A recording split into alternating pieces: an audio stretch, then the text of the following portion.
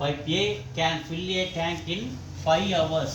Pipe B can fill a tank in 10 hours. Pipe C can fill a tank in 30 hours. So, pipe A, so ஒரு டேங்கை 5 ஹவர்ஸில் fill பண்ணுவார் திறந்து விட்டோம்னா, அப்போ அதை 1/5 ஹவர்ஸ் அப்படின்னு நம்ம எடுத்துக்கணும். Pipe B 1/10 hours. 10 hours 1/10 hours. இப்போ pipe C can fill a tank in 30 hours. அது 1/30 hours. So if all the pipes are open, so 3 பைப்பையும் ஒன்றா திறந்து விடுறாங்க. In how many hours will the tank be field?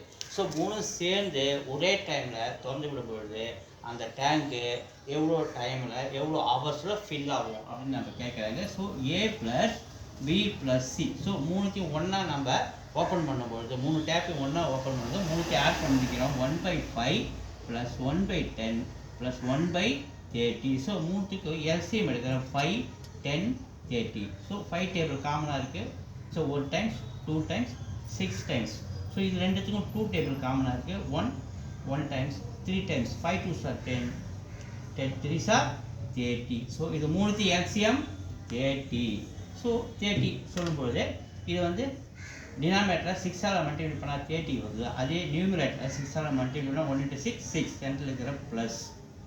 அடுத்து இது வந்து 10 × 3 30. So அதே 3 நியூமரேட்டர் மல்டிப்ளை பண்ணால் 1 × 3 3 சென்டரில் இருக்கிற ப்ளஸ்.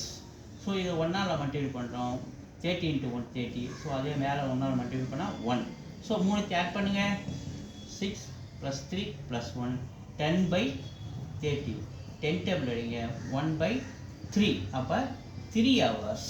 இப்போ 3 ஹவர்ஸில் 3 பைப்பும் ஒன்றா சேர்ந்து அந்த டேங்கை ஃபில் பண்ணுறாங்க. So A is the answer.